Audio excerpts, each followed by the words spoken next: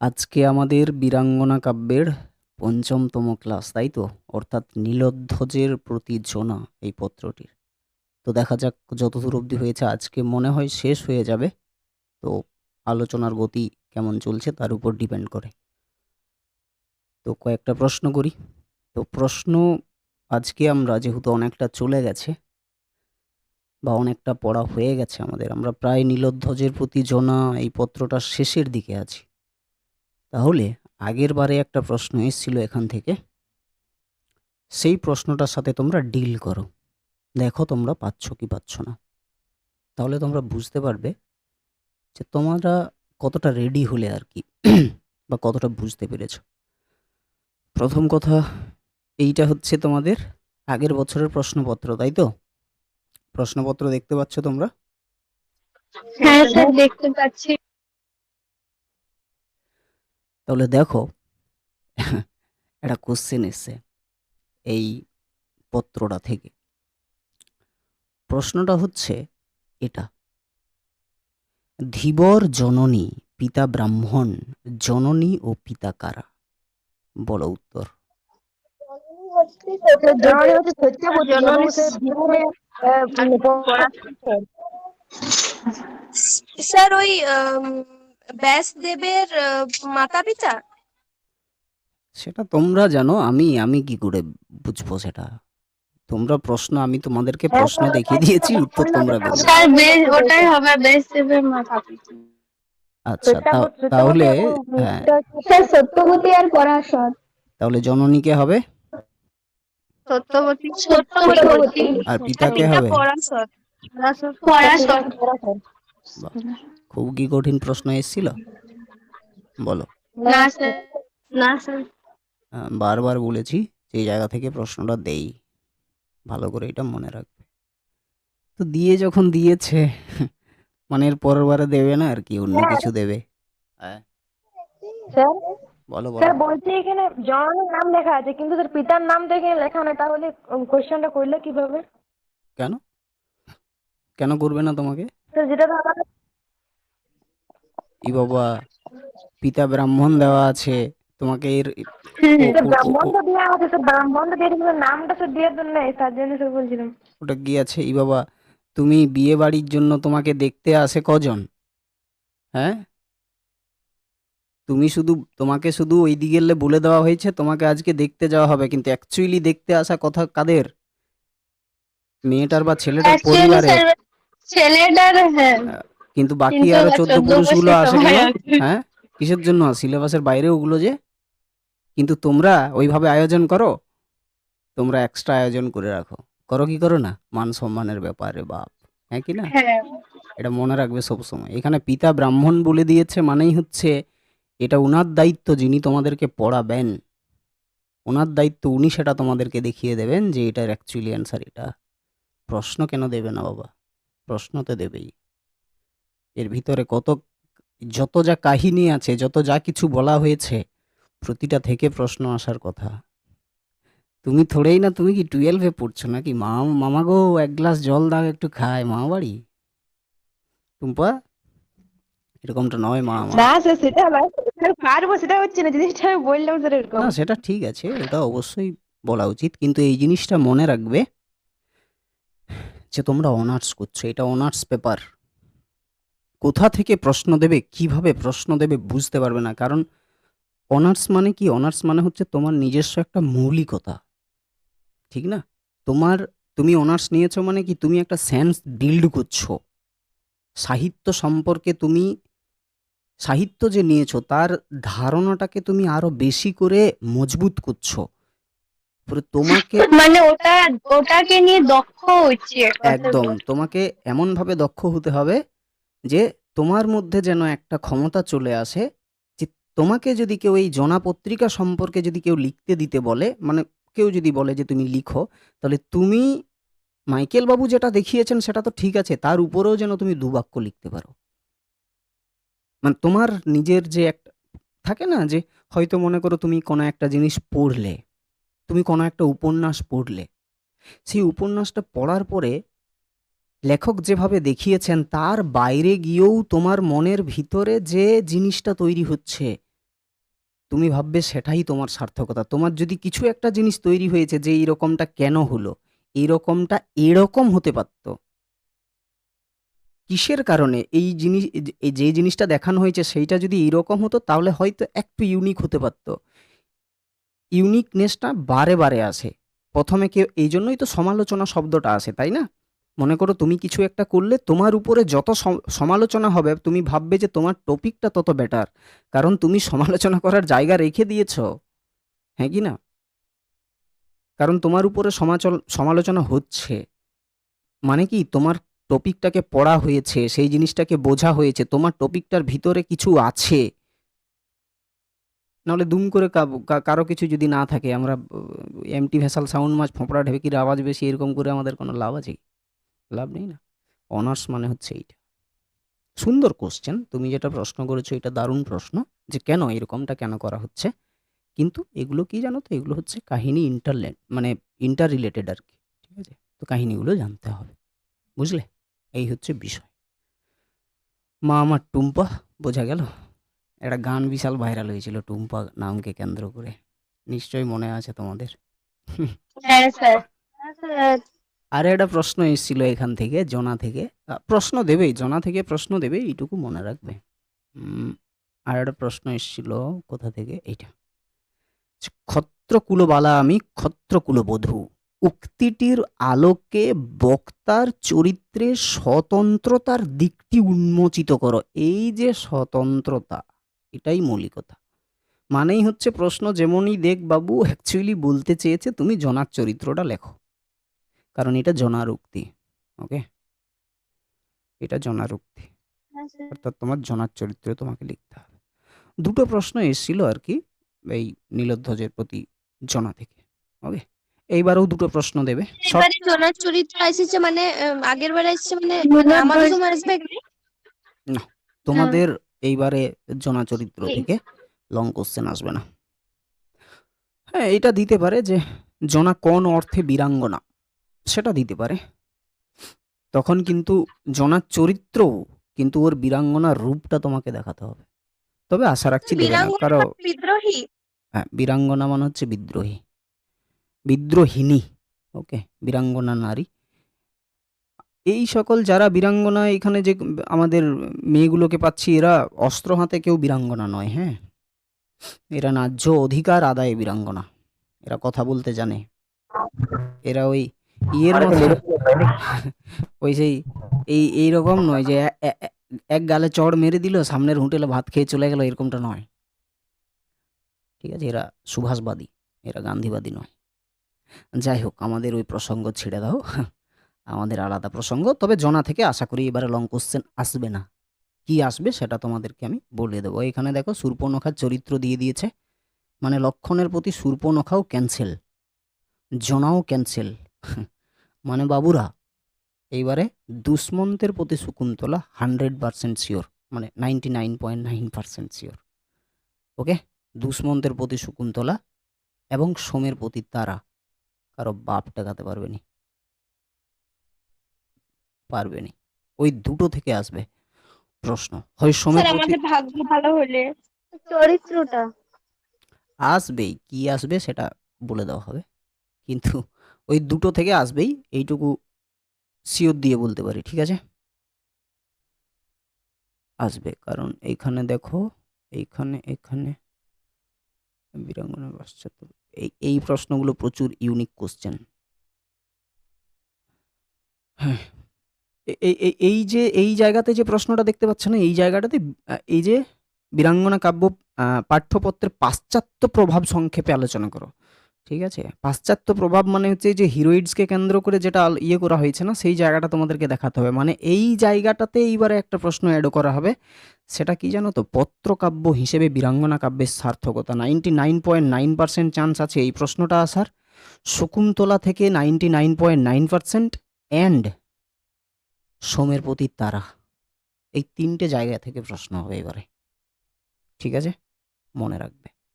এবার দশরথের প্রতি কেউই আসতে পারে, তবে ওইটাকে এমনভাবে পড়াবো যেমন যায় আসুক নিজের মতো করে লিখতে পারো আর কি।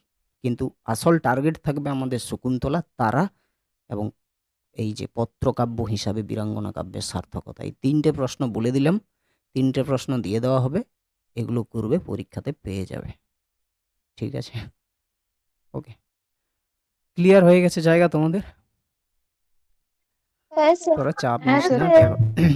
টেক্সটগুলো পড়, প্রশ্ন ঠিকই উত্তর পেরে যাবে আরামে পরীক্ষাতে। ক্লাসগুলো করো, আরামে হয়ে যাবে সব কিছু। তাহলে আমাদের কত দূর অবধি হয়েছিল বাবুরা?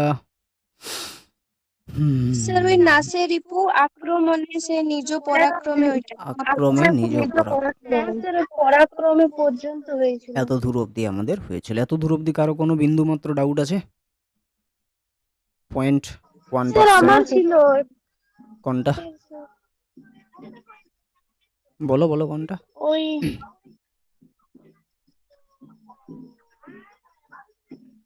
স্যার ওইখানটা দেখাচ্ছে না তো। কোন দিকটা তুই বল না তো, একটা কাহিনী তো স্যার জানবি রে। ওপর দিকটা, ওপর দিকটা। কোনখানে? হ্যাঁ স্যার, ওই যে উম, এই জায়গাটাতে না, বল। অন্য অন্য জায়গাতে বল না, দেখতে পাচ্ছিস? স্যার এখানে। এ তো কোনখানে, এখানে বলতে কোন জায়গাটাতে বল? স্যার বল। লে বাবা, আরে কোন জায়গাটাতে? এইগুলোর ভিতরে কোন কোন লাইনে অসুবিধা তোর? স্যার ওইখানে লেখা আছে না যে শিখণ্ডীর সহকারে কুরুক্ষেত্র রণে পৌরব গৌরব ভীষ্ম বৃদ্ধ পিতামহে। ওই ভীষ্ম মানে ভীষ্ম তো পিতামহ, কার পিতামহ? তো বলো, ভীষ্ম কার পিতামহ? হ্যাঁ স্যার ওটাই। বলো কার স্যার ওই অর্জুনের অর্জুনের অর্জুনের পিতামহ নয় কি ভীষ্ম? কৌরব এবং পাণ্ডবদের। আরে ওটা সবার রে পাগল, ওটা কৌরবদেরও পিতামহ আর পাণ্ডবদেরও পিতামহ, গাধা গুলা একটা। কৌরব হচ্ছে, স্যার আমি বললাম তো। পিতামহকে হত্যা করে, মানে হত্যা করেছিল কেন? এই যে তোদের মাথা মোটা গুলা এক একটা সব। মনে কর আমার, মনে কর আমরা দু ভাই, ঠিক আছে? আমরা দু ভাই, ওকে? এখানে আমার বাবা মা আছে যারা ধর্ম ছাড়া কিছু বুঝে না, ওকে?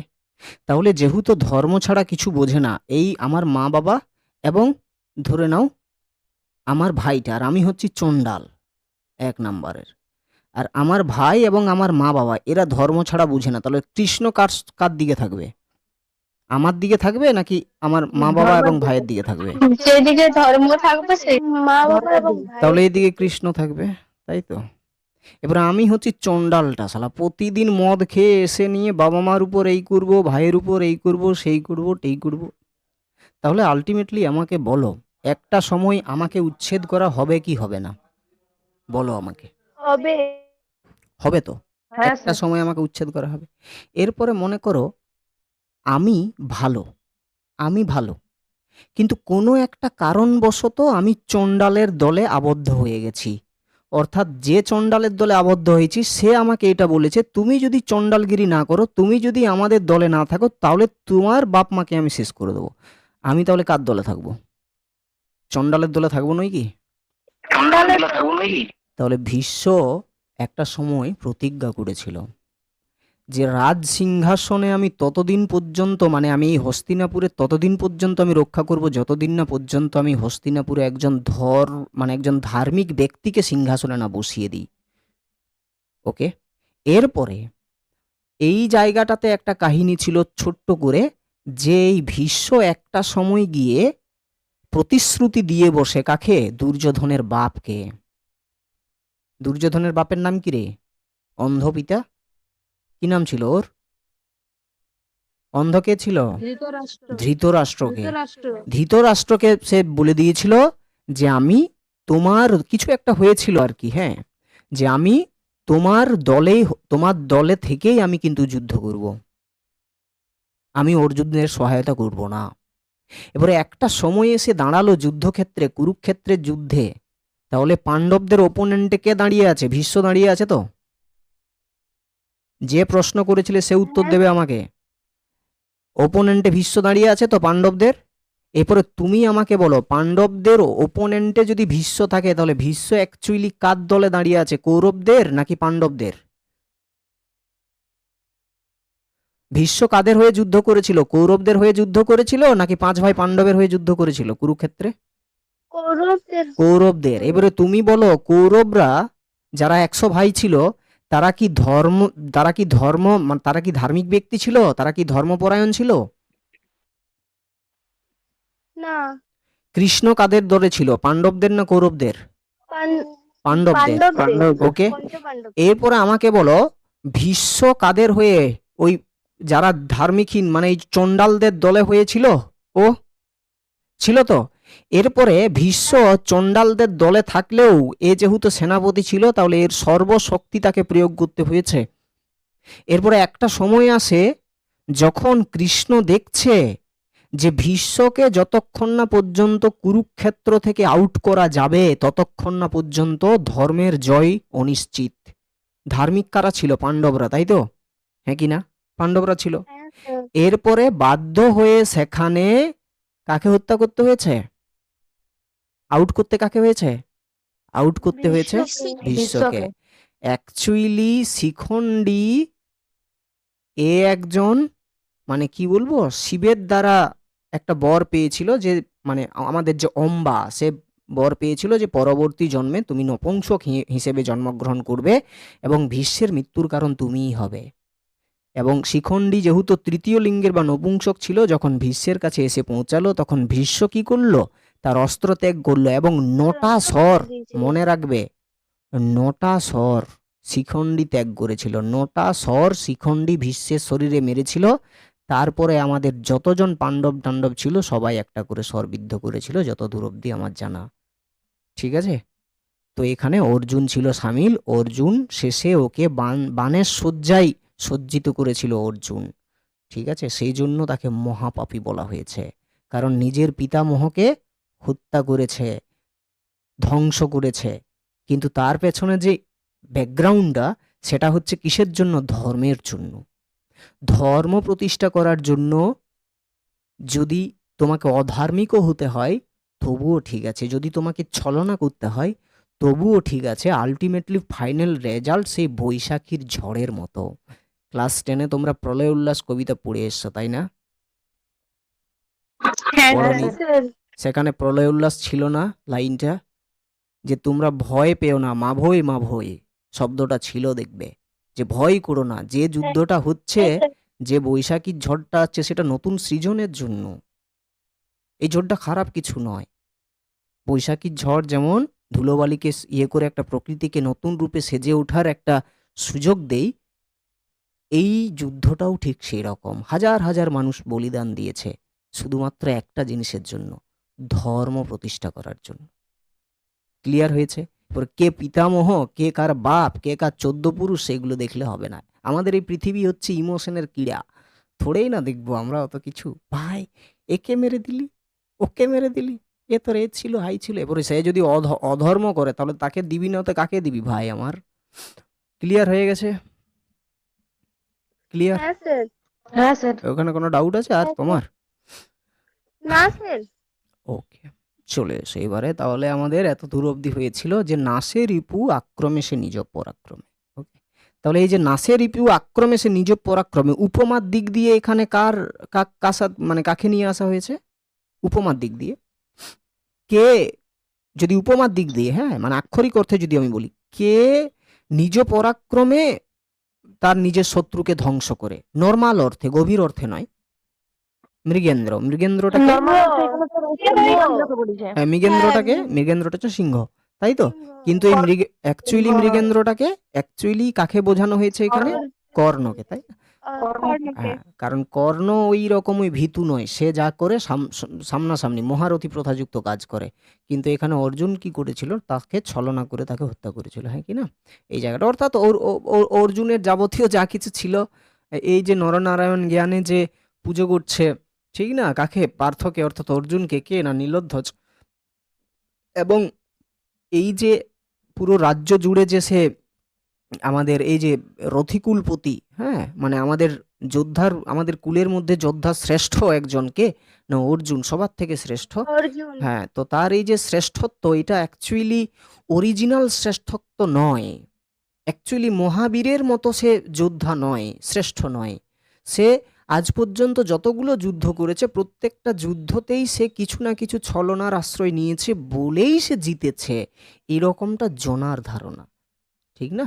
তো সেই জায়গাটাই জনা এখানে দেখিয়েছেন। অর্জুনের প্রত্যেকটা যুদ্ধতে সে কিভাবে জিতেছে, প্রত্যেকটা যুদ্ধর পেছনে যে আলটিমেটলি একটা ছলনা, হ্যাঁ, একটা বর্বরতা যে লুকিয়ে আছে, সেই জায়গাটাই কিন্তু জনা বারে বারে কাকে দেখিয়ে দিল? তার স্বামী নীলোদ্বজকে, ঠিক না? এত দূর অব্দি আমাদের হয়েছিল। এরপরে দেখো জনা কি বলছে, কি না তুমি জানো রাজা, কি কব তোমারে, জানিয়া শুনিয়া তবে কি ছলনে ভুলো আত্মশ্লাঘা মহারথী। কি না জানো রাজা, রাজা তুমি তো সবই জানো, কি জানো না? হ্যাঁ, কি কব তোমারে, কি আর বলবো তোমাকে আমি, বলো তো, সবই তো তুমি জানো।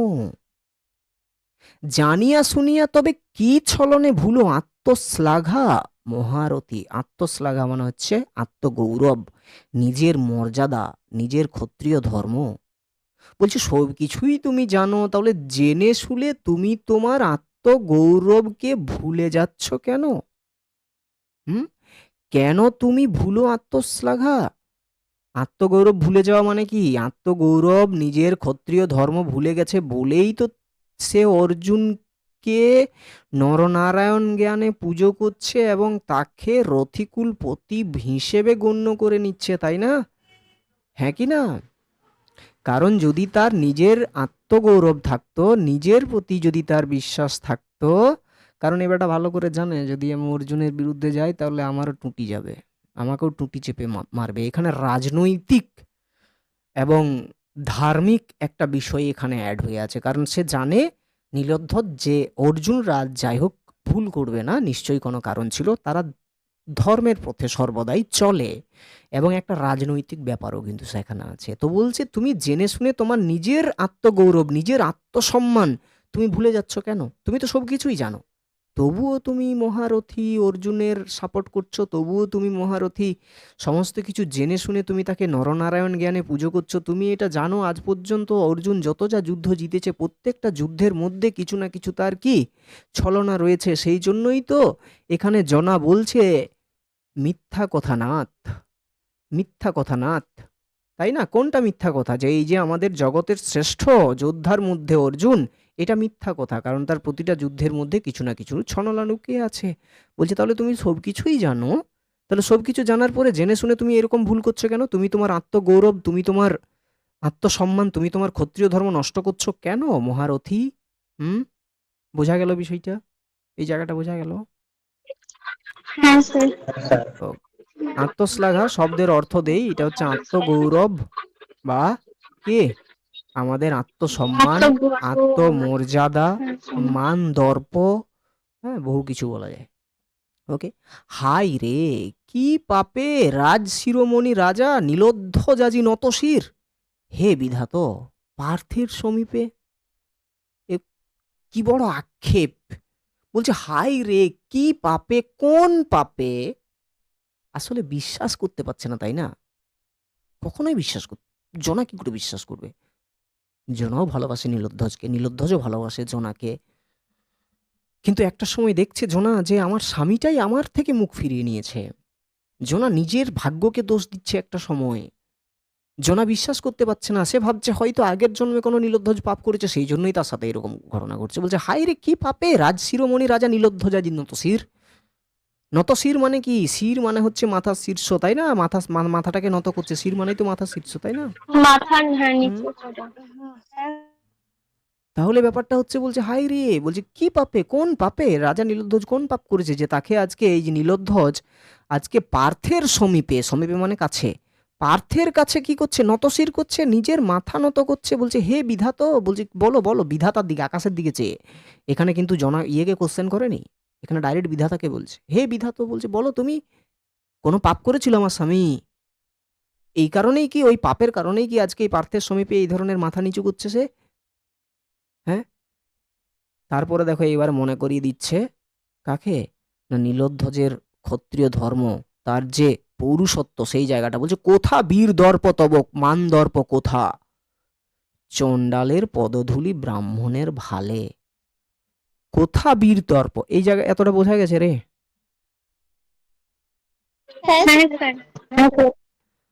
কোথা বীর দর্প তব, কি জোরালো প্রশ্ন।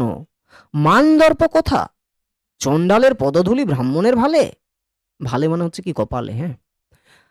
কোথা বীর দর্প, বীর মানে হচ্ছে বীরত্ব, ওকে সবাই জানো।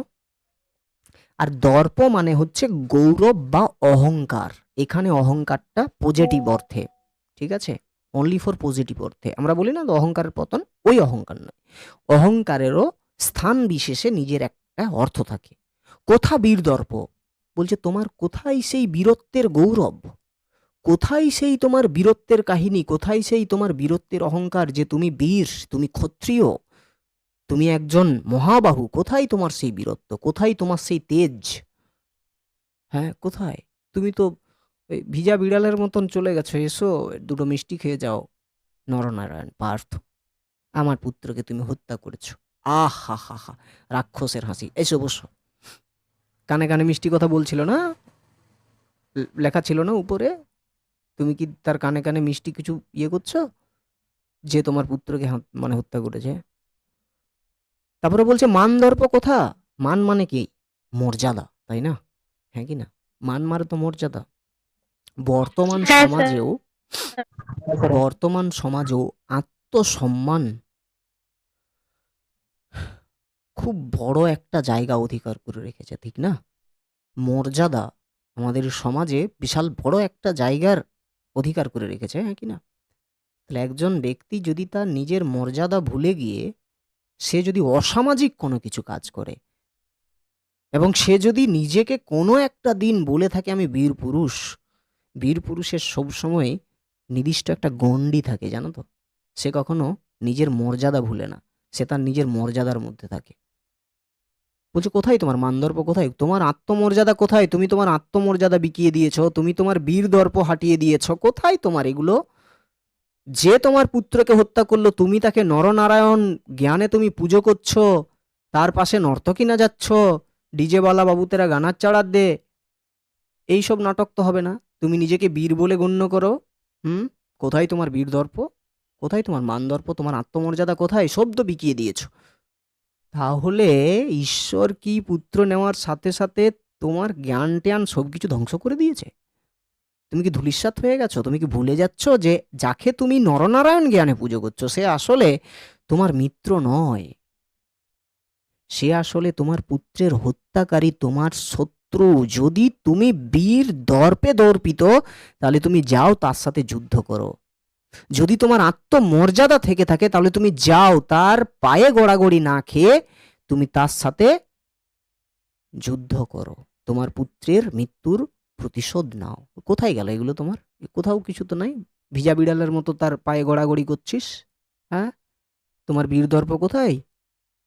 হাতগুলো তো ওর কাছে ওই দণ্ডবতের মতো থাকে না, প্রণামের মতো, তুমি এসো এসো, এগুলো কি নাটক হচ্ছে? কোথায় তোমার এগুলো, কোথায়? কোথাও তো নেই।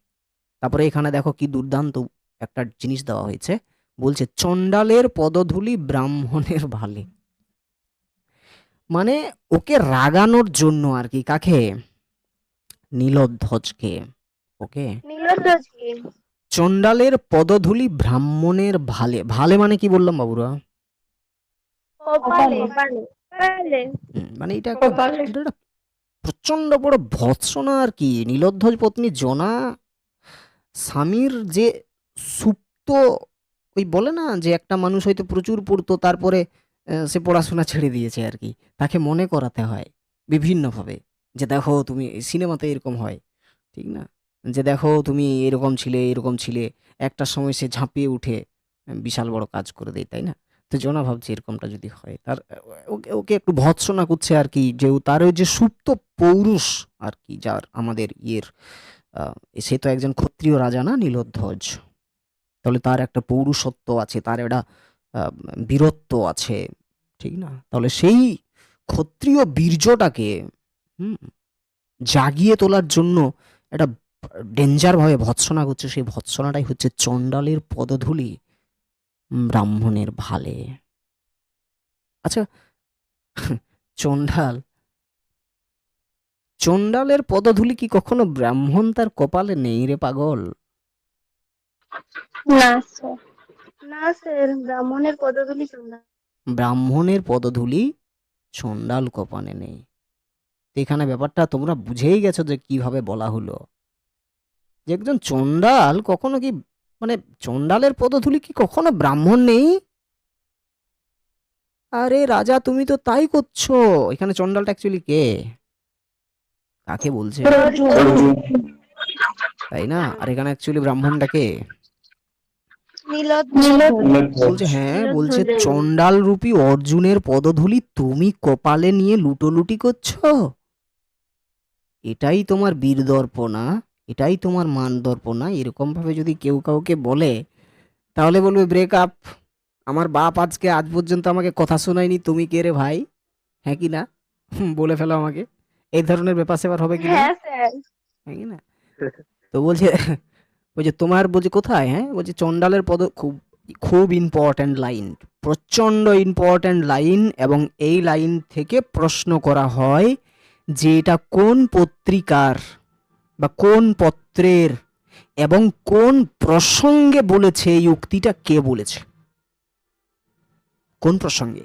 না যখন নীলধ্বজ নরনারায়ণ জ্ঞানে পার্থকে পুজো করছে এবং নিজেকে বন্ধু হিসেবে এবং পার্থকে বন্ধু হিসেবে মেনে নিয়েছে, যে মানুষটা তার নিজের পুত্রকে হত্যা করেছে, কোথায় রে, এটা আমার দিক দিয়ে নাকি? আওয়াজ শুনতে পাচ্ছ তোমরা? হ্যাঁ স্যার, পাচ্ছি। মাঝে মাঝে ডিস্টার্ব হচ্ছে একটু। হ্যাঁ, মানে হ্যাঁ স্যার, অল্প কাটা কাটা আসলে ব্যাপারটা এখন হলো ঠিক আছে। একটু বিয়ে বাড়ির একটু আমেজ চলে এসেছিল আর কি। তো চলে গেল আমেজটা, এখনই চলে গেল, যাই হোক। তো এই লাইনটা মনে রাখবে। এখন ক্লিয়ার শোনা যাচ্ছে তো? ক্লিয়ার এখন? একটু এ- একটু অন্যরকম হচ্ছে। এবারও রে, এবারও অসুবিধে হলে হবে না, অসুবিধে হওয়া যাবে না। দেখ তো এখন ঠিকঠাক আছে কিনা, তারপরে জানি না আমি বাবা, ঠিক থাকবে আশা করি। চল, হ্যাঁ স্যার, হ্যাঁ স্যার, হ্যাঁ, ঠিকই আছে। বলছে এই লাইনটা ভালো করে মাথার ভিতরে ঢুকিয়ে নেবে, যে চণ্ডালের পদধূলি ব্রাহ্মণের ভালে। একজন ব্রাহ্মণ কোনো রকম ভাবেই চণ্ডালের পদধূলি কপালে নিতে পারে না। কিন্তু আজকে নীলধ্বজ, তুমি তাহলে কেন এই অর্জুন রূপী চণ্ডালের পদধূলি তুমি কপালে নিয়ে তুমি নিজেকে বিশাল বড় মহারথী ভাবছো? হ্যাঁ, এটাই কি তোমার মহারথী, এটাই কি তোমার বীর দর্প, এটাই কি তোমার মান দর্প? হুম? তো কোন প্রসঙ্গে বলেছে এটা, যে নীলধ্বজের পুত্রের হত্যাকারীকে নীলধ্বজ যখন নরনারায়ণ জ্ঞানে পুজো করছে তার নিজের সিংহাসনে বসিয়ে, হ্যাঁ কি না? এবং সেই মানুষটার অর্থাৎ অর্জুনের কাছে যখন নীলধ্বজ মাথা নত করছে, এই পরিবেশটাকে দেখে জনার মনে হয়েছে যে আজকে নীলধ্বজ শোনাচ্ছে না। স্যার দমে আটকে যাচ্ছে। শোনাচ্ছে। কাটা কাটা শোনাচ্ছে রে। আচ্ছা হ্যাঁ স্যার, কখনো কখনো হচ্ছে। আচ্ছা, দাঁড়া, 1 সেকেন্ড, হ্যাঁ একটু দাঁড়া।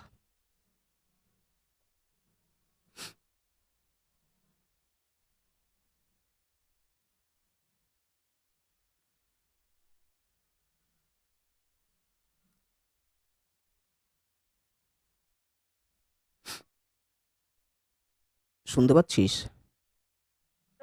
হ্যাঁ স্যার। ওকে। তো কত দূর অবধি আমি আরেকবার বলি এখানে, দেখা যাচ্ছে রে সব কিছু? হ্যাঁ স্যার। ওকে, দেখো আরো একবার বলে দিই, হ্যাঁ, যে চণ্ডালের পদধূলি ব্রাহ্মণের ভালে, খুব ইম্পর্ট্যান্ট একটা লাইন, ভালো করে মনে রাখবে। প্রচন্ড ইম্পর্ট্যান্ট এই লাইনটা তোমাদের পরীক্ষার জন্য, যে এটা, স্যার, এটা তো আসতেই পারে কে কাকে বলেছিল বা কেন বলেছিল। হ্যাঁ আসতেই পারে। এই যেমন দেখ, আমার এখন ল্যাপটপটা এখন এই জায়গাটাই দেখাবে এরকম। তো যাই হোক, এটাকে অ্যাভয়েড করবে। হ্যাঁ, এইটা এই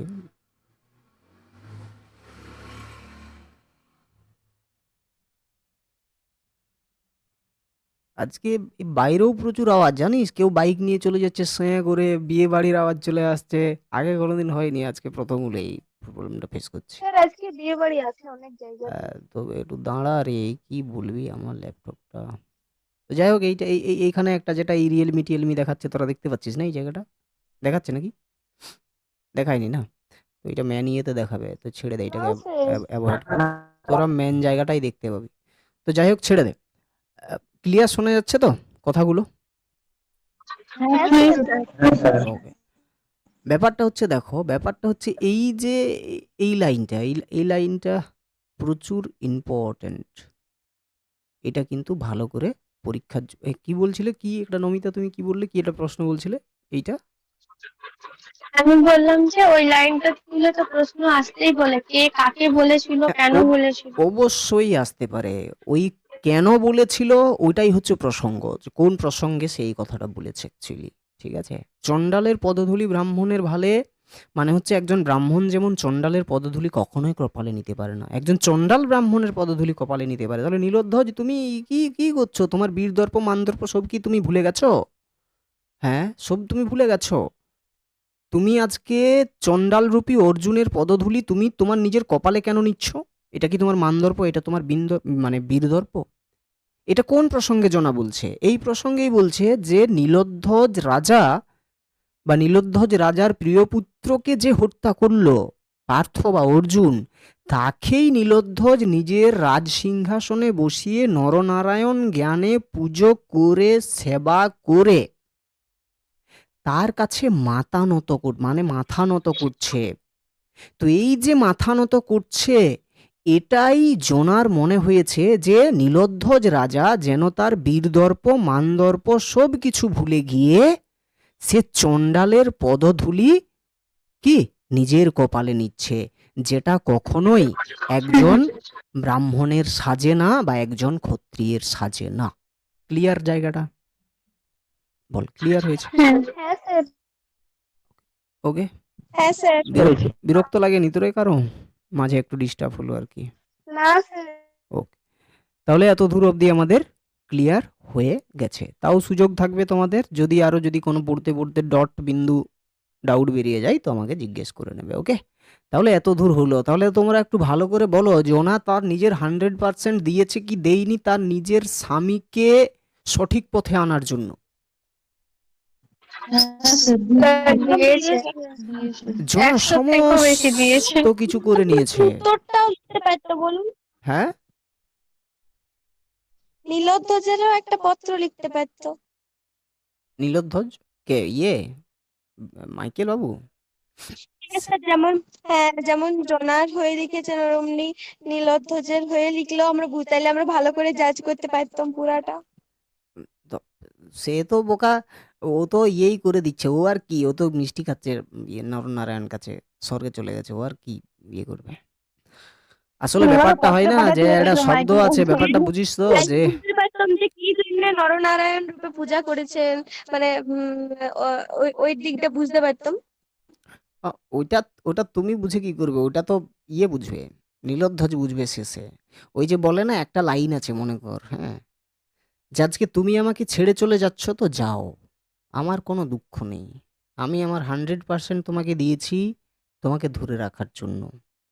যা বলেছো তাই করেছি। তুমি হাজার এমন কিছু কাজ করেছো যেটা আমি হৃদয় থেকে খুবই ব্যথিত হয়েছি, আমি যন্ত্রণায় কাতর হয়েছি, তবুও আমি তোমার পাশেই ছিলাম, আছি আর থাকবো। কিন্তু মনে রাখো, প্রতিটা জিনিসের একটা মর্যাদা থাকে, একটা সীমা থাকে। যদি কোনোদিন সেই সীমা উল্লঙ্ঘন করো তাহলে আমি বাধ্য হব এই পৃথিবী ছেড়ে চলে যেতে। আর যেদিন আমি চলে যাব সেদিন তুমি বুঝতে পারবে যে তুমি কাকে হারিয়েছো। তুই যে একটা মানুষ যে বুঝতে পারে যে আমি কাকে হারিয়েছি, সেটা সে তো আর বিশ্ব ব্রহ্মাণ্ডকে জানিয়ে দিতে পারে না রানু মণ্ডলের মতো বা বাদাম কাকার মতো ঢোল পিটে বা গান বানিয়ে। তার ওই যে হৃদয়ের ভিতরে যে সমুদ্রের একটা ঢেউ আলোড়িত হয়, বেদনার যে ঢেউ, সেই ঢেউটা সে নিজে সহ্য করে। আর ওই মানে ঢেউটা, স্যার পত্রের পর যে উপলব্ধিটা হয় ওটা সবসময় গোপন থাকে। ওইটা সবদাই, ওটা প্রত্যেকটা মানুষেরই গোপন থাকে আর কি। তো যাই হোক, ছেড়ে দে ওটা, আসল জায়গাতে আয়। তাহলে ব্যাপারটা কি হলো না, জনা সর্বদিক দিয়ে প্রয়াস করেছে রে, দেখ, প্রতিটা দিক দিয়ে প্রয়াস করেছে। সে কি প্রয়াস করেছে? আগেকার সময় রে ভাই, আগেকার সময় একজন নারী, খুব ইম্পর্ট্যান্ট যেটা বলছি আমি, ভালো করে শুনবে। আগেকার সময় নারীবাদী শব্দটা আসেনি।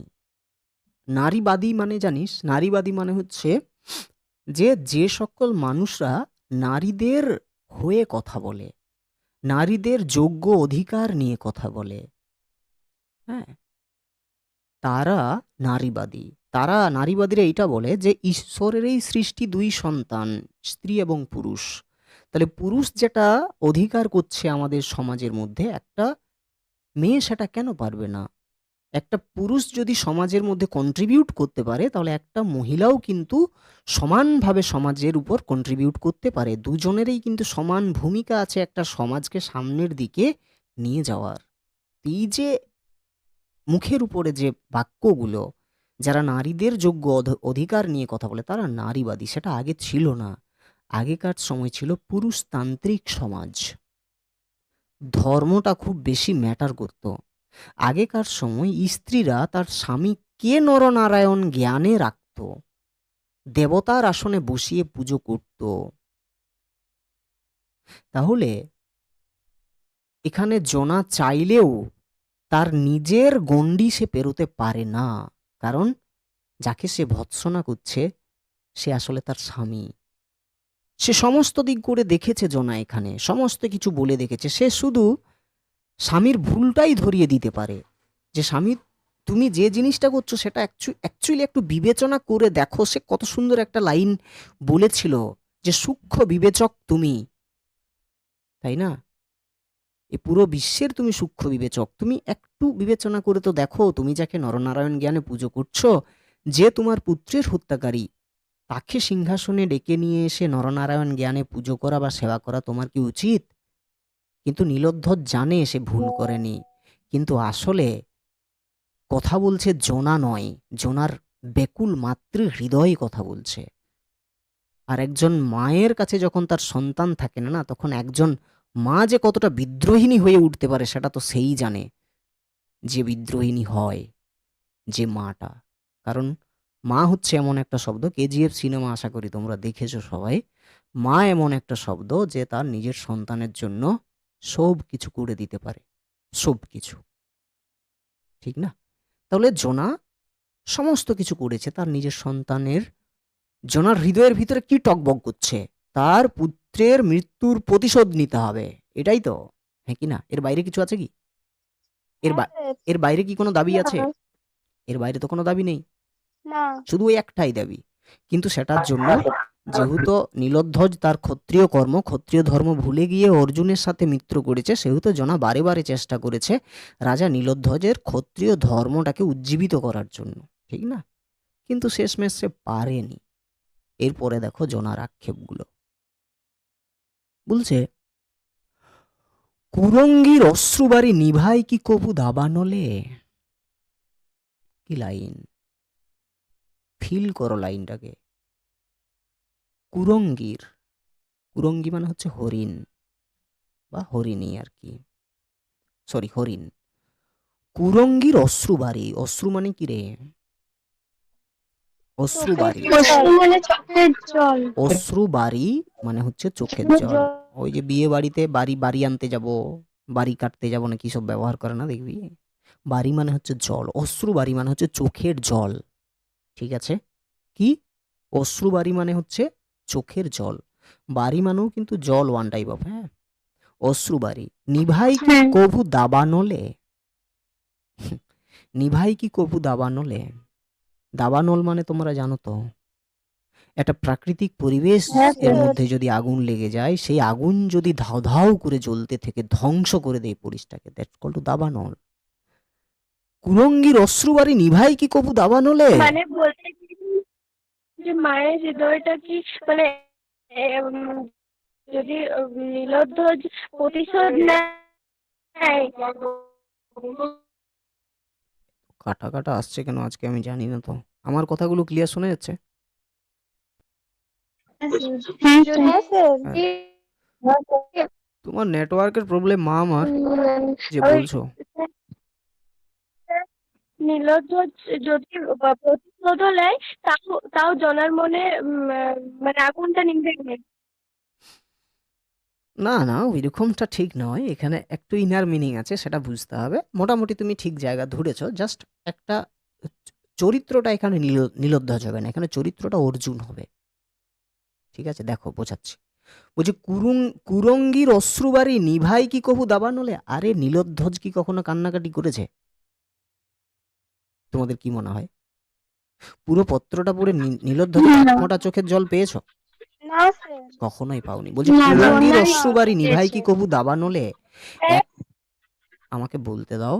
শুনতে পাচ্ছেন? হ্যাঁ বলো, তোমার নেটওয়ার্কের প্রবলেম হচ্ছে।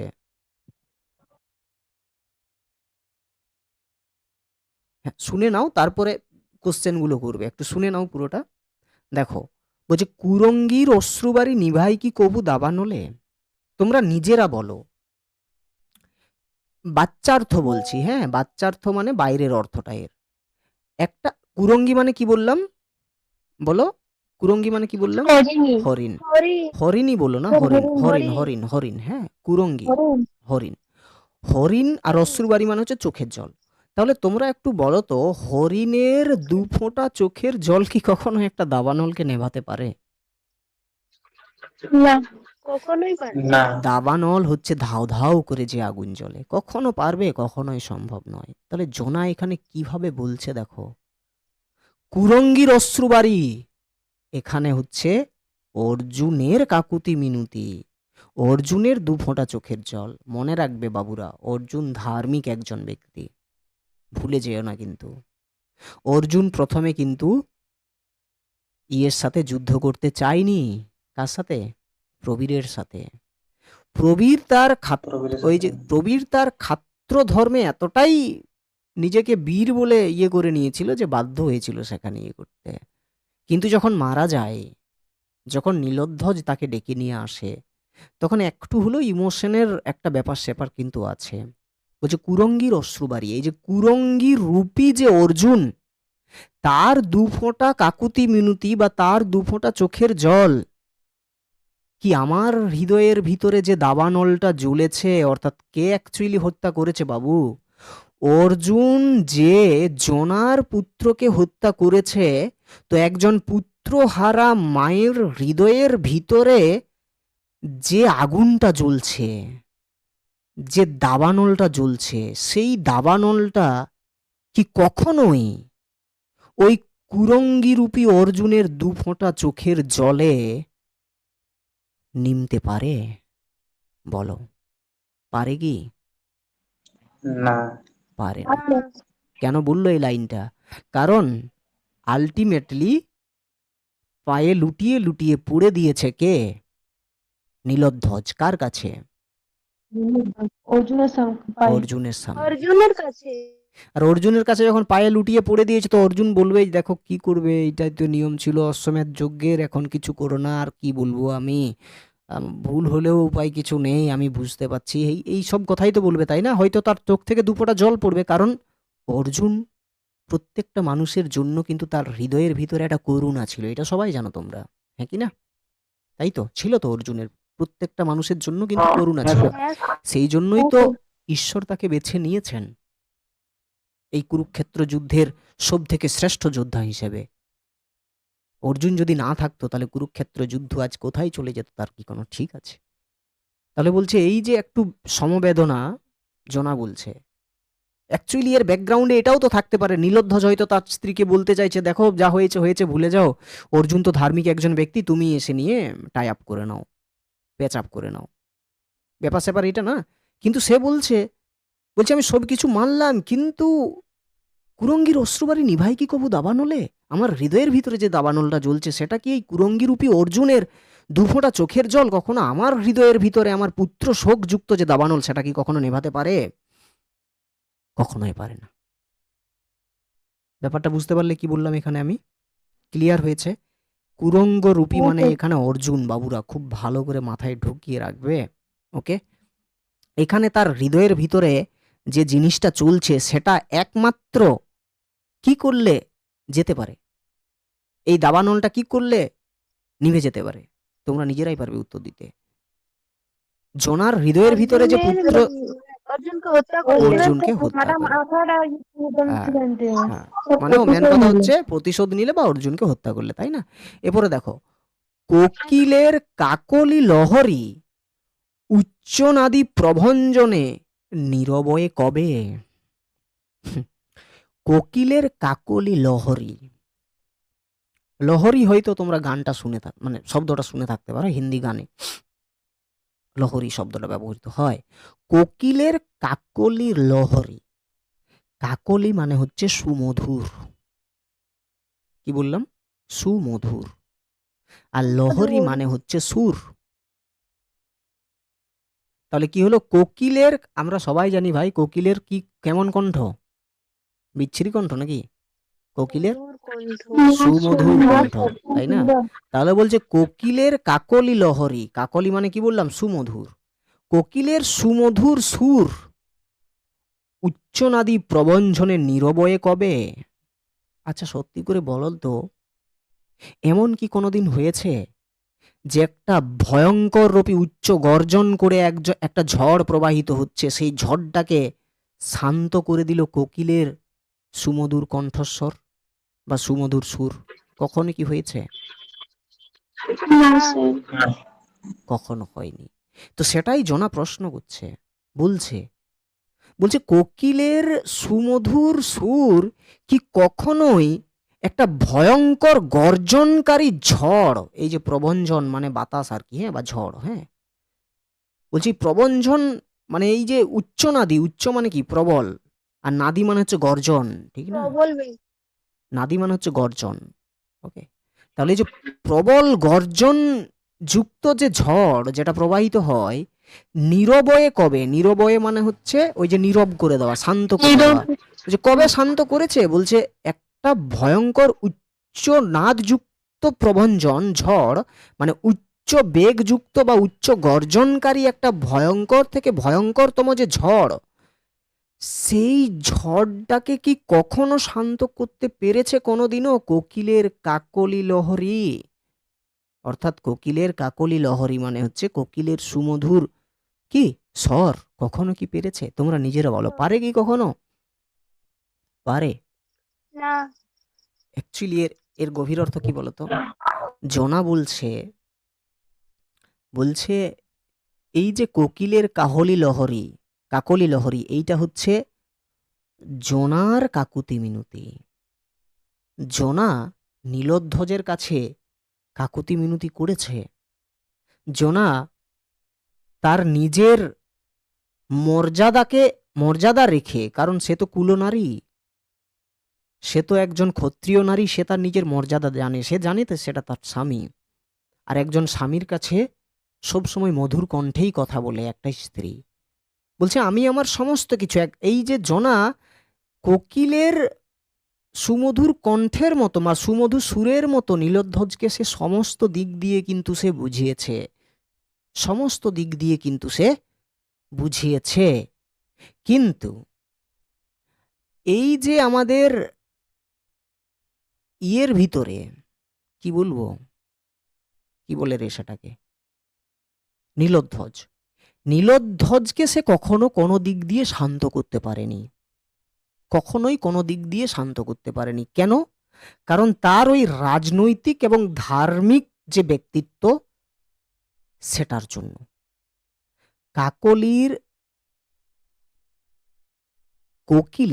কোকিলের কাকলি লহরী উচ্চনাদী প্রবঞ্জনে নীরবয়ে কবে। ওই যে কখনো কি কোকিলের সুমধুর কণ্ঠস্বর একটা ভয়ঙ্কর ঝড়কে শান্ত করতে পেরেছে? কখনোই পারেনি। তাহলে আলটিমেটলি আমরা এটা বলতে পারি যে কোকিলের ডাক অত্যন্ত সুমধুর হলেও তা প্রবল ঝড়ের তাণ্ডবকে কি করতে পারে না রে, বলো, আসল জায়গা বলছি, শান্ত করতে পারে না। কখনোই শান্ত করতে পারে না। তো জোনা এখানে কি বলতে চাইছে জানো? জোনা এখানে বলতে চাইছে তার যে মিনতি বা তার যে শোকের বাণী, যেটা কোকিলের কাকলির মতো মৃদু বা সুন্দর, যা নীলোধ্বজের মতো যোদ্ধার যে রাজনৈতিক বা ধর্মীয় যে সিদ্ধান্ত, এই যে রাজনৈতিক এবং ধর্মীয় সিদ্ধান্তটাকেই কার সাথে তুলনা করেছে? উচ্চনদী প্রবঞ্চন অর্থাৎ প্রলয় ঝড়। ওই সিদ্ধান্তর কাছে তার ওই মধুর স্বর কি ম্লান হয়ে যাচ্ছে, ফিকে পড়ে যাচ্ছে। আরে বুঝতে পারছো না তো? কঠিন লাগছে এই লাইনটা, তাই না? একটু কঠিন লাগছে তো? কিরে, একটু কঠিন লাগছে না তোমাদের? না, কঠিন লাগেনি। দেখ, আমারই ডাউট লাগছে নিজের। আসলে আরেকবার লাস্ট না স্যার, বলে দিচ্ছি, আরেকবার লাস্ট বার, ঠিক আছে? তবে আমি স্যাটিসফ্যাকশন পাবো আর কি। যে কোকিলের কাকলি লহরী, মানে ম্যান ব্যাপার হলো যে বাবু, তুমি যতই সুমধুর কণ্ঠস্বর ব্যবহার করো না কেন প্রকৃতির বুকে, প্রকৃতি যতক্ষণ শান্ত থাকবে ততক্ষণ পর্যন্ত সেই সুমধুর কণ্ঠস্বর একটা পাতা থেকে আর একটা পাতার পর্যন্ত চলে যেতে পারে। সালোক সংশ্লেষ প্রক্রিয়া তৈরি হয়ে দরকার হলে গাছের পাতা সবুজ হয়ে যাবে নতুন। তবে প্রকৃতি শান্ত থাকতে হবে। কিন্তু সেই প্রকৃতির মধ্যে একটা ভয়ঙ্কর ঝড় যদি আসে, তাহলে এই কোকিলের সুমধুর কণ্ঠস্বর কিন্তু কিচ্ছু করতে পারবে না। তো মনে রাখবে, এই যে উচ্চনাদী প্রবঞ্ঝর, এখানে উচ্চনাদী প্রবঞ্ঝর মানে হচ্ছে কি প্রবঞ্জন, এই যে উচ্চ নাদযুক্ত যে ঝড়, এইটা তুলনা করা হয়েছে কার সাথে বলতো? এই নীলোধ্বজের যে সিদ্ধান্ত। সিদ্ধান্ত কি ছিল? কি সিদ্ধান্ত? যে সে তার পুত্রের হত্যাকারীকে শাস্তি দেবে না। সে কি করেছে? শাস্তি দেবে না, বন্ধুত্ব বন্ধুত্ব পাঠাচ্ছে, পাতিয়ে নিয়েছে। নরনারায়ণকে পুজো করেছে। তাহলে এই সিদ্ধান্তটা একজন মায়ের কাছে ঝড় নয় কি? বলো। অবশ্যই ঝড়। হ্যাঁ এবং নীলোধ্বজের কাছেও এটা ওয়ান টাইপ অফ ঝড়, যখন সে বুঝতে পারছে না। বলছে আমি এই যে এত কাকুতি মিনতি করে বলছি, কিন্তু সে যে একটা কঠোর মনের মানুষ, একটা ঝড়ের মতো, সে কি কঠোর। তার ওই কঠোর সিদ্ধান্তকে কি আমার এই কণ্ঠস্বর কি কখনো নেভাতে পারে? কখনোই পারে না, কখনোই পারে না। তো সেই জায়গাটাই বলছে, আমি হাজার কাকুতি মিনতি করি, আমি হাজার শোকের জলে আমি একটা নদী তৈরি করে দিতে পারি, কিন্তু তবুও এই যে সিদ্ধান্ত, সে রাজনৈতিক দিক দিয়ে বলো বা ধার্মিক দিক দিয়ে বলো, কার? নীলোধ্বজের, সেই সিদ্ধান্তকে কখনোই জোনাকি করতে পারবে না, চেঞ্জ করাতে পারবে না, তাই না? অর্থাৎ ওই যে একটা প্রবল ঝড় রূপী নীলোধ্বজের যে সিদ্ধান্ত, সেই সিদ্ধান্তের কাছে এই কোকিলের কাকলি লহরী অর্থাৎ জোনার এই শোকের বাণী বা জোনার এই কাকুতি মিনতিগুলো ফিকে হয়ে গেছে, তাই না? ম্লান হয়ে গেছে। বোঝা গেল বিষয়টা? ক্লিয়ার? হ্যাঁ স্যার। এটা ক্লিয়ার হয়ে সবার ক্লিয়ার? ওকে। এরপরে দেখো, ভীরুতার সাধনা কি মানে বলো বাহু। এরপরে দেখো, ভীরুতার সাধনা কি মানে বলো বাহু, প্রশ্ন চিহ্ন। হ্যাঁ, এখানে সরাসরি এত কিছু বলার পরে সরাসরি দেখো ডাইরেক্ট অ্যাটাক করছে কাকে? নীলোধ্বজকে। অ্যাকচুয়ালি নীলোধ্বজ কি করেছে? ভীরুতার মতো কাজ করেছে, তাই না? হ্যাঁ কি না? ভীরুতার মতো কাজ করেছে তো? জোনা সরাসরি এখানে নীলোধ্বজের ক্ষত্রিয় বীরত্বকে প্রশ্ন করেছে। বলছে ভীরুতার সাধনা কি মানে বলো বাহু। বলছে একজন বলবাহু। বলবাহু মানে কি? যার মধ্যে ক্ষত্রিয় বীর্য আছে, যার মধ্যে তেজ আছে, যে তার নিজের ক্ষত্রিয় কর্ম জানে, যে তার নিজের ক্ষত্রিয় ধর্ম জানে, যে কখনো অন্যায়কে প্রশ্রয় দেয় না, সেই তো বলবাহু, তাই না? হ্যাঁ কেন? সেই তো বীর। তো বলছে একজন বলবাহু কি কখনো ভীরুতার সাধনাকে মান্যতা দেই? বলো তো, বলো। অর্থাৎ ভীরুতা মানে এখানে কাপুরুষতা। একজন বলবাহু কখনো কি কাপুরুষতাকে সাপোর্ট করে? না স্যার। এটা কিন্তু প্রশ্ন, এটা কিন্তু প্রশ্ন। এগুলো কাকে প্রশ্ন করছে বাবু? সব নীলোধ্বজে ওয়ান টাইপ অফ, ঠিক আছে? বলছে তুমি ভীরুতার সাধনা কি মানে বলো বাবু। বলছে তুমি তো একজন বলবাহু, তুমি তো এক ক্ষত্রিয় দর্পে দর্পিত, তুমি তো ক্ষত্রিয় ধর্ম জানো, তোমার মধ্যে তো বীরদর্প আছে, তোমার মধ্যে তো মানদর্প আছে, তাহলে তুমি বলবাহু হওয়ার পরেও তুমি এইরকম কাপুরুষতার কাজ করছো। একজন বলবাহু তো কখনোই ভীরুতার কাপুরুষতার সাধনা তো কখনোই মেনে নেয় না। তাহলে তুমি, তোমার মধ্যে সেই ক্ষত্রিয় ধর্ম আছে, তোমার মধ্যে ক্ষত্রিয় বীর্য রয়েছে, তুমি তোমার পুত্রের হত্যাকারীকে ধ্বংস না করে তার কাছে তুমি গড়িয়ে গড়িয়ে কাঁদছো। তুমি ভীরুতার মতো তার কাছে নিজের অক্ষমতা তুমি প্রকাশ করছো। তুমি না বলবাহু? তাহলে তুমি আমাকে রাজা বলো নীলধ্বজ, ভীরুতার সাধনা কি মানে কখনো বলবাহু? তাহলে তুমি কোন হিসেবে বলবাহু হলে? ব্যাপারটা বুঝতে পারছো কি হারে ভৎসনাটা এখানে করা হয়েছে, ঠিক না? হ্যাঁ স্যার। অর্থাৎ এক কথায় যদি আমরা এটা বলতে পারি যে যার হাতে বীরের শক্তি আছে তিনি কেন কাপুরুষের মতো শত্রুর সাথে, সেটাও পুত্রকে হত্যাকারী একজন শত্রুর সাথে সে কি করবে? সন্ধি করবে। কেন? কিসের কারণে? তাই না? বা সন্ধি করার সাধনা করবে বা চেষ্টা করবে। সাধনা মানে বুঝতে পারছো তো বাবুরা? এই সাধুদের ক্ষেত্রে ইয়া হয় সাধনা। সাধনা মানে হচ্ছে ওয়ান টাইপ অফ চেষ্টা, ঠিক আছে? ভীরুতার চেষ্টা কি কখনো মানে বলো বাহু? একজন ভীরু ব্যক্তি যে হয় সে তার কোনো জিনিসেই একজন বলবাহু কখনোই মানতে পারে না। তাহলে এটা একটা ভৎসনা হলো, তাই না? বোঝা গেল জায়গাটা, লাইনটার অর্থ বোঝা গেল? হ্যাঁ স্যার। হ্যাঁ স্যার। ওকে, আর একটু পর্যন্ত যাই, তারপরে ছেড়ে দিচ্ছি। কিন্তু এ বৃথা গঞ্জনা, এইরকম একটা জায়গা তোমরা পেয়েছিলে এর আগেও, কোথায় বলো তো?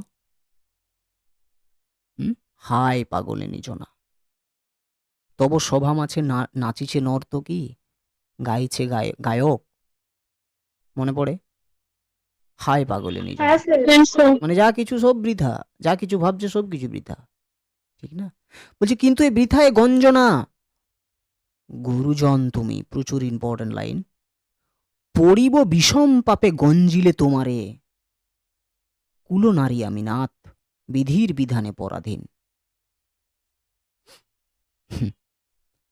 কিন্তু বৃথায় গঞ্জনা, গঞ্জনা মানে কি বাবুরা? তিরস্কার। তিরস্কার।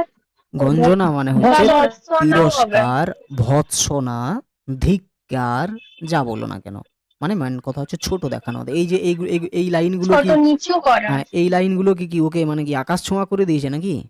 মনে হয় এগুলো অতক্ষণ থেকে কি করছে? ভৎসনাই তো দিচ্ছে, হ্যাঁ কি না? বলছি ভীরুতার সাধনা কি মানে বলবাহু? তাহলে বলবাহুর মতো কাজ করেনি, সে ভীরুতার মতো কাজ করেছে, হ্যাঁ কি না? তাহলে এতই যে গঞ্জনা দিচ্ছে, এগুলো জনা আলটিমেটলি একটা সময় এসে কি বলছে? বৃথা এ গঞ্জনা, গুরুজন তুমি। এইটা বিরাট বড় একটা লাইন, মনে রাখবে।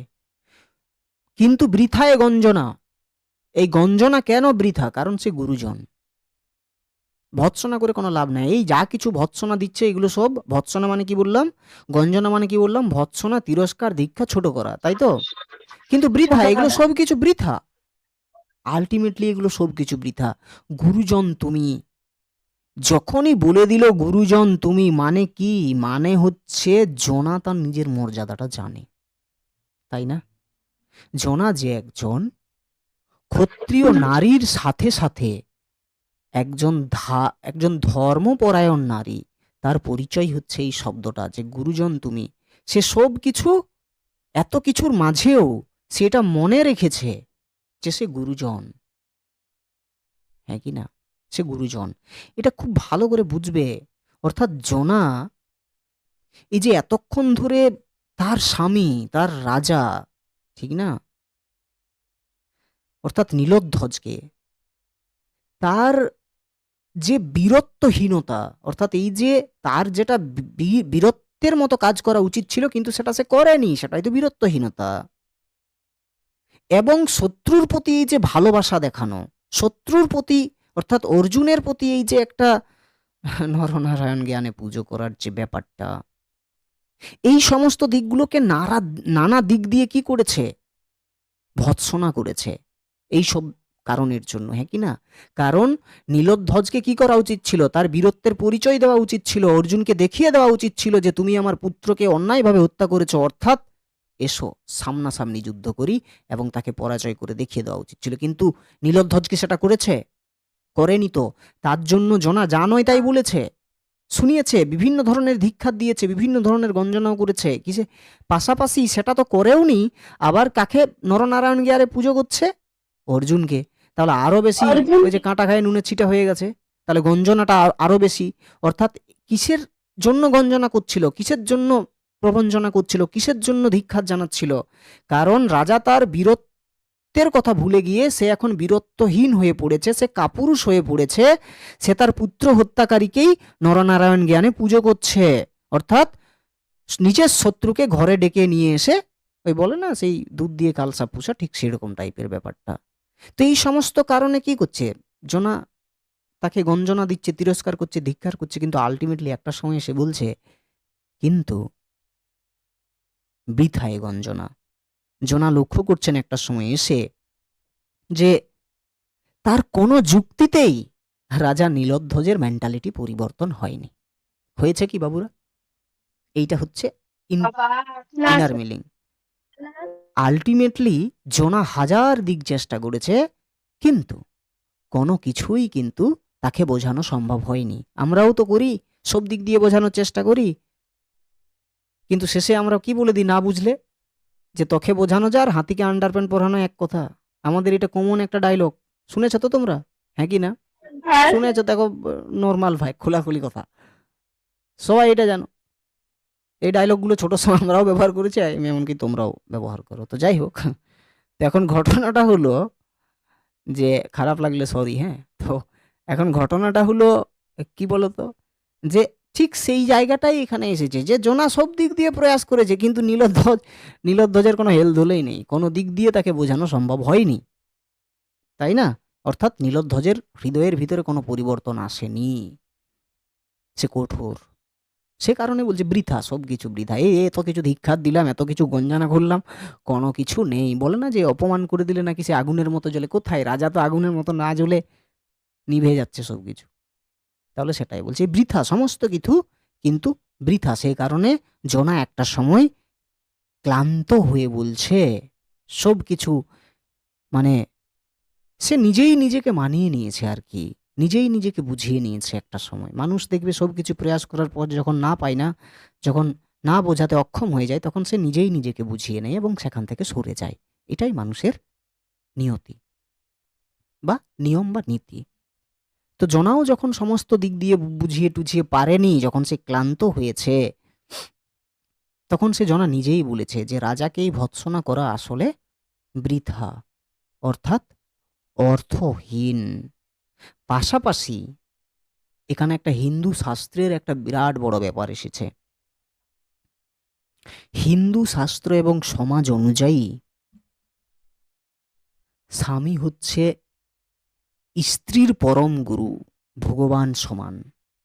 বর্তমানেও বলে স্বামীকে ভগবান সমানের সাথে তুলনা করা হয়, তাই না? হ্যাঁ কি না? তাই তো। হ্যাঁ স্যার। পাশাপাশি বলছে যে গুরুজন তুমি। আমাদের হিন্দু শাস্ত্রে সমাজে এই কথাই বলে যে একজন স্বামী ভগবান সমান, একজন স্বামী স্ত্রীর কাছে পরম গুরু। বলছে তুমি গুরুজন, তাই না? বলছে তাই তোমাকে এভাবে তিরস্কার করা জনার সাজে না, বা আমার সাজে না, কারণ তুমি কি গুরুজন। এই লাইনটার সাথে এই লাইনটার একটু খাপ ছাড়া থাকলেও কেমন ভাবে ইন্টারলিঙ্ক আছে বুঝতে পারলে তো? যে তুমি গুরুজন, হ্যাঁ কিন্তু তোমাকে আমি গঞ্জনা করাটাও আমি পাপে পড়ব, বা এটাও আমার উচিত নয়, কারণ তুমি ভগবান সমান, তুমি পরম গুরু সমান। হিন্দু শাস্ত্রে এটাই লেখা আছে। তারপরে দেখো বলছে পড়িব বিষম পাপে গঞ্জিলে তোমারে। বলছে পড়িব বিষম পাপে, ভয়ঙ্কর বড় পাপে আমি পড়ে যাব যদি তোমাকে গঞ্জিলে, মানেই তো হচ্ছে তিরস্কার করা। তো যদি তোমাকে আমি তিরস্কার করি, তাহলে ভয়ঙ্কর পাপে আমি পড়ে যাব। অলরেডি যা কিছু বলার বলে দিয়েছে, তাই না? এটা তো আরো ওটাই তো স্যার, এটা আরো ওই যত কিছু যা কিছু বলার বলে দিল, তারপরে বলছে তুমি আমার গুরুজন। আসলে ব্যাপারটা হচ্ছে যে কিছু মনে করো না, পাড়ার সিসিটিভি নাম শুনেছো? শুনে হ্যাঁ। গেছো? আমি যখন মেদিনীপুরে ছিলাম না, যদিও বলা উচিত নয়, তো এত দূর অব্দি কেই বা শুনবে। তো পাশে ওই ওখানে একটা চা দোকান ছিল আর কি, যেখানে থাকতাম। তো তোমরা চা দোকানে এখন পর্যন্ত ওই ছেলে টেলে আড্ডা দিতে দেখেছো, ঠিক আছে, মহিলা আড্ডা দিতে দেখেছো কোনোদিন গ্রামের না ভিতরে? না তো না সেখানে মহিলা আড্ডা দিত, ঠিক আছে, বিবাহিত মহিলাগুলো। আর সব ধরনের আলোচনা করবে।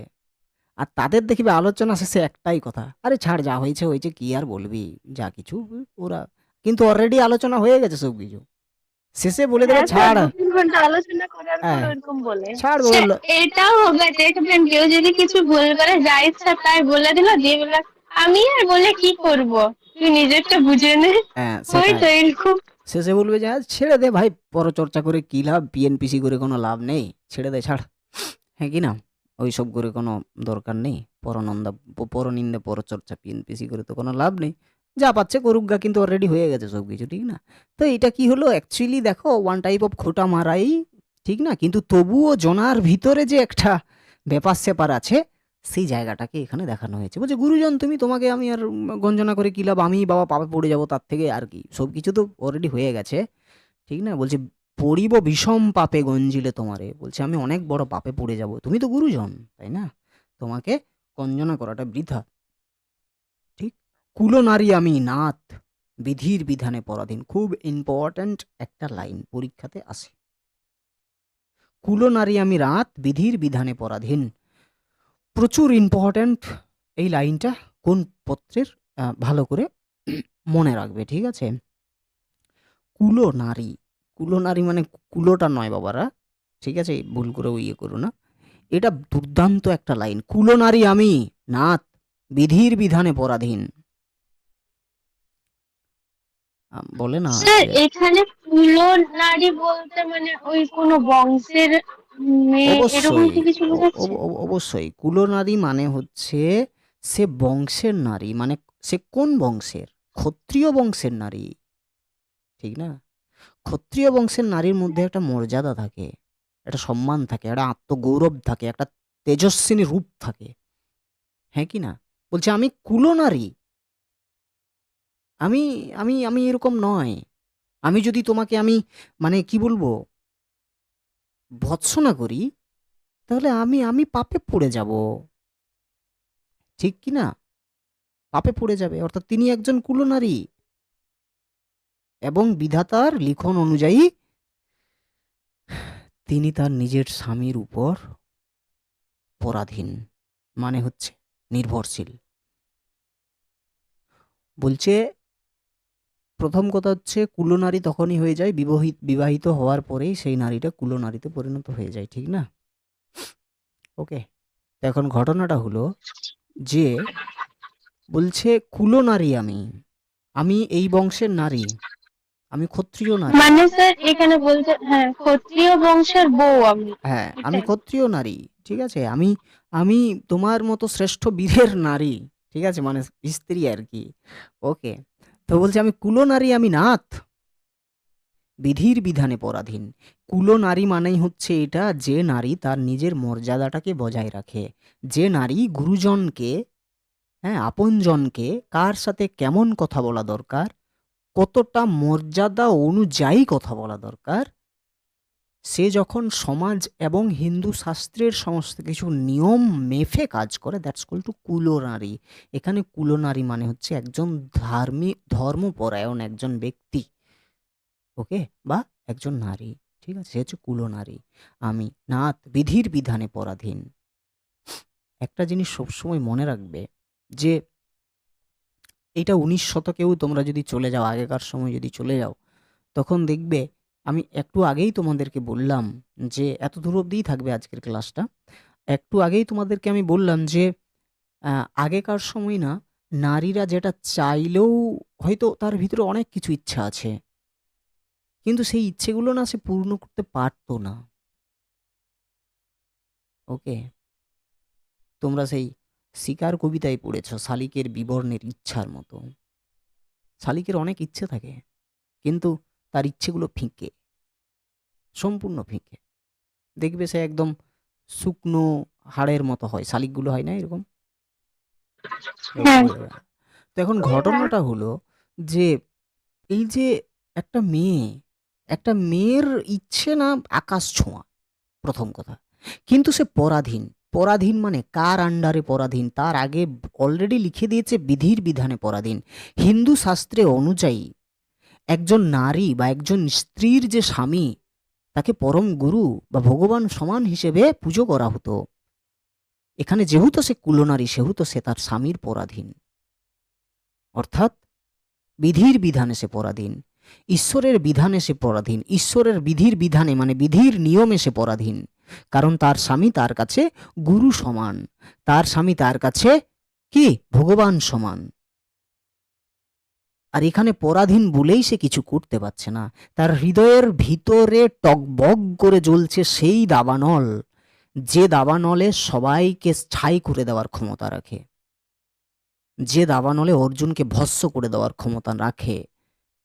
কিন্তু সে পারছে না তো সেই দাবানলটাকে বাইরে বার করতে, কারণ তার মাঝে একটা দেওয়াল আছে, সেটা হচ্ছে বিধির বিধান, স্বামী। তার স্বামীকে এড়িয়ে সে তো যেতে পারছে না। তার নিজের শক্তি বলে, সে তার নিজের বলে সে কি পাচ্ছে এ পড়া মনের বাঞ্ছা মিটাতে?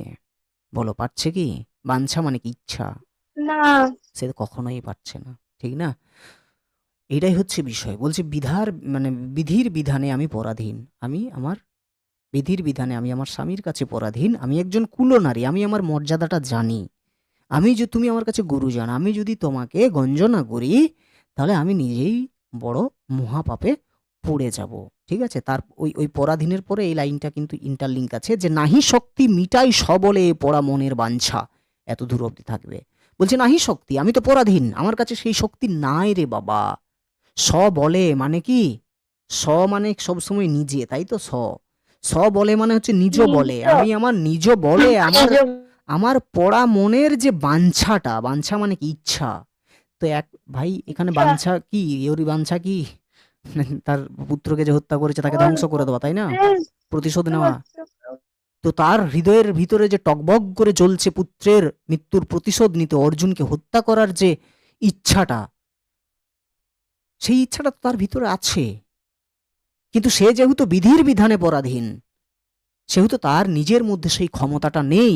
তার পড়া মন মানে কি? সে আরে ভাই, তার নিজের স্বামী যদি তার কাছ থেকে মুখ ফিরিয়ে নেয়, একজন স্ত্রীর সব থেকে বড় সম্বল, সব থেকে বড় কোহিনূর তো তার স্বামী। তার স্বামী যদি তার কাছ থেকে মুখ ফিরিয়ে নেয়, তাহলে তার এই পৃথিবীটাই অন্ধকার বলে মনে হবে। একজন নারীর কাছে যখন তার স্বামী নামক শব্দটা চলে আসে না, তখন পুরো জগৎ সংসার কিন্তু তার কাছে ফিকে। এইটা হচ্ছে বিরাট বড় একটা সত্য। তো এটা আগেকার নারীদের কথা বললাম, ডোন্ট মাইন্ড। বর্তমান খুব ডেঞ্জার জায়গাতে আছে। তো বর্তমানে ছেলেগুলোও ঢ্যামনা। তো এখন ঘটনাটা হলো, কিছু মনে করো না, তোমরা তো শুনলে একজনকে দেখো ঠেলে ফেলে দিল, শুনেছো খবরটা? শুনেছো? হ্যাঁ কি স্যার। যে বাবা, হ্যাঁ স্যার। আমি বুঝতে পারি না কোনো কিছু। হ্যাঁ স্যার। আরে 17 কোটি টাকা দিয়ে বোকা করলো একজন। ভাবতো, ছাড় এটা পরে বলছি, এইটুকুটা করে নিয়ে।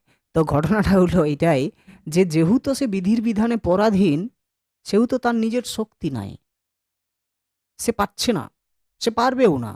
কারণ তার একটা মর্যাদা আছে, তার গুরুজন আছে সেখানে, তাকে যদি গঞ্জনাও করে তাহলে সেটাও বৃথা সবকিছু, এবং পাপও পড়ে যাবে। এবং বিধির বিধানে সে পরাধীন, স্বামীর কাছে সে পরাধীন। তার নিজের কাছে এরকম কোনো শক্তি নেই যে তার যে ইচ্ছাটা, তার যে বাঞ্ছাটা, সেই বাঞ্ছাটা অর্থাৎ গিয়ে নিয়ে সে একদম যুদ্ধ করে অর্জুনকে হারিয়ে দিয়ে মেরে দিল। তার নিজের এই শক্তিটা নাই, ঠিক না? কারণ সে পরাধীন। তার এই পড়া মনের যে বাঞ্ছা, হ্যাঁ, সেই বাঞ্ছাটা মিটানোর যে শক্তিটা প্রয়োজন, সেই শক্তিটা তার নাই।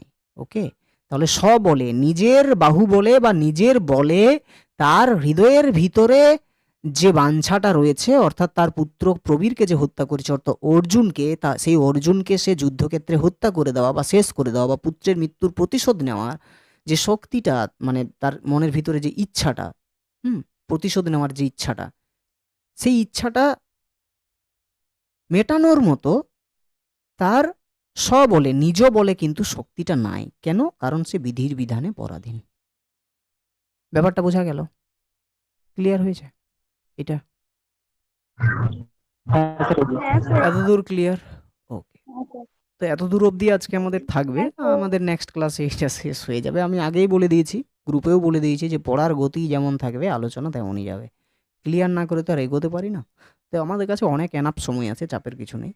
তো এখন ব্যাপারটা হলো যেটা বলছিলাম, যে একজন নারীর কাছে দেখবে কি তার স্বামী হচ্ছে সবথেকে বড় অবলম্বন।